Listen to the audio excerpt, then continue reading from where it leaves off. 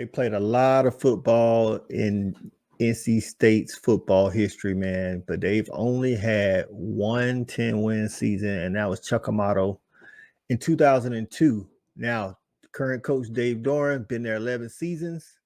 He's had 4 9-win seasons, 3 8-win seasons. They had a chance for the 10 wins last year, but fell off in the bowl game. Hey, man, but this year's team is looking up, and maybe they can make it 10-win season number 2, if not better. NC State season preview coming up. The fanatic, where we keep it 100, keep it real. That's the only way we know how to be. Talking that sports talk, you know what I'm saying? Straight out of South Carolina, upstate, A64. Yeah, the FANATTIC, the fanatic, where we keep it OG. We talking sports, so I call what I All right, see. welcome into the Fanatic on Fanatic Sports Network. I'm your man, Coach I, man. That's right, man. We're here talking college football, man. If you're new to the channel, that's what we do. We talk college football. We give game previews, season previews. We do a live stream during the season, man.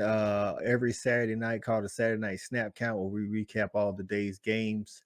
That's actually going on every other week in the preseason. We just did an ACC preview. Check that out if you can on June 22nd. The next one is the Saturday after the 4th, and we'll be talking Big Ten conference preview then. We also do a live stream in the mornings that we just started. It's called the Breakfast Tailgate with Coach I. We talk all sports on that one. So, man, but college football is what drives the channel. So if you're here for college football, that's what we do. So if you could, man, hit the thumbs up, subscribe to the channel, turn on the bell notification. That way you ain't got to worry about when I'm putting out videos. You'll just get notified. You know what I'm saying? Before we jump into this NC State preview, as we said in the opener, y'all let me know in the comments, man, what do you think NC State's record will be this year, and what are their chances to win the ACC, whether you're an NC State fan or not, man?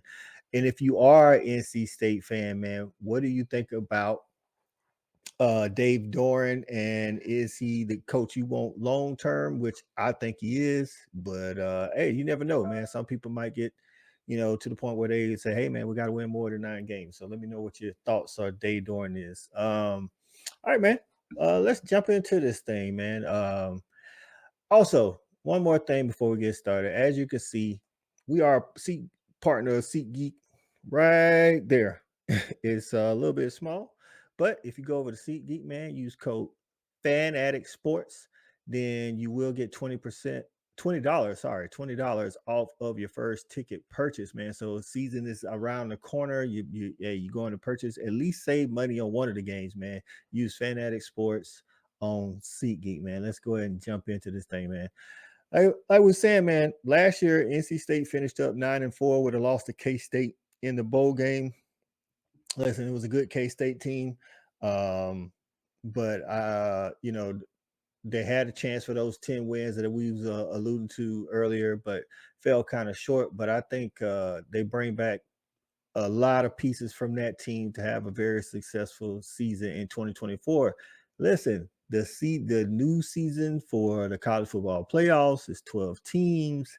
We don't know. All thing we do know is the conference champions get in automatically, and the top G5 team gets in. That's 5 teams. That leaves 7 spots for at-large bids. So you definitely want to take care of business week in, week out.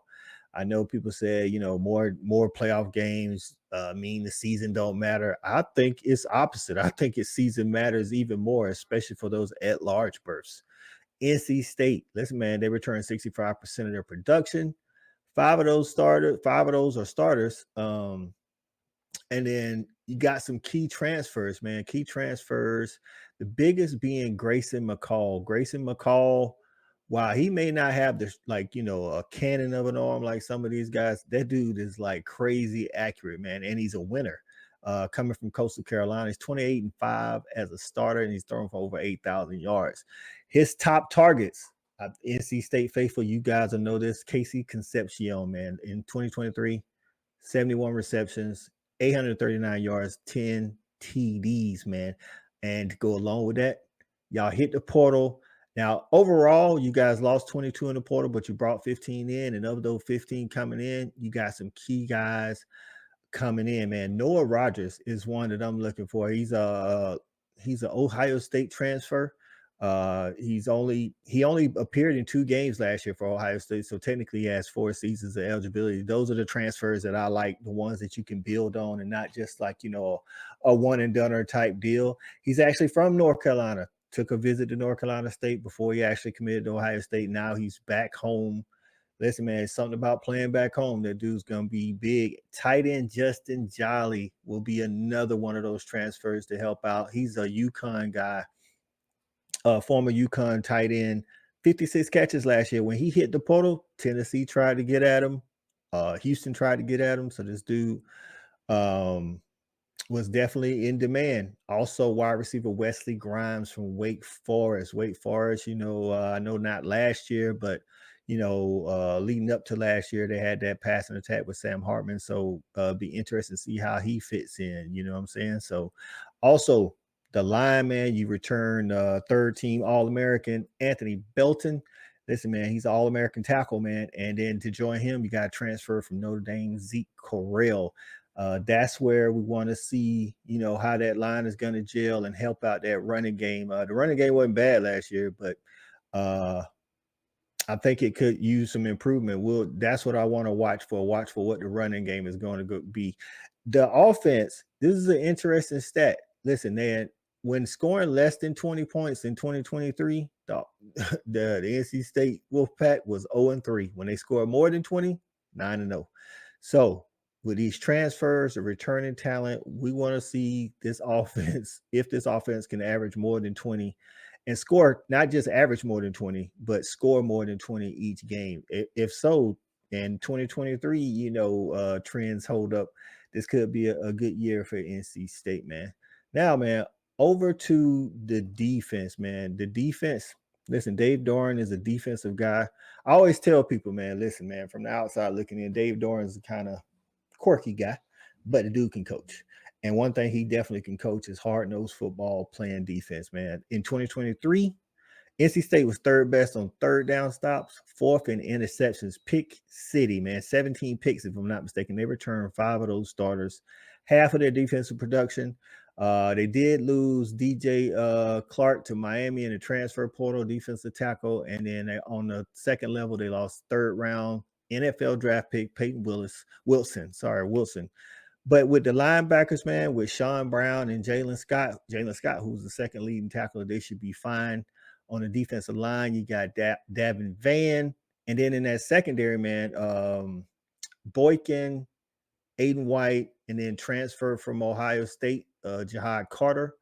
I think this defense is going to look to do the same thing it did in 23 and be the horse that carries the package. You know what I'm saying? So, and if they can, and their offense can average over 20 and score over 20 every game, then NC State should be right there in the thick of things when it comes to the ACC, title contention.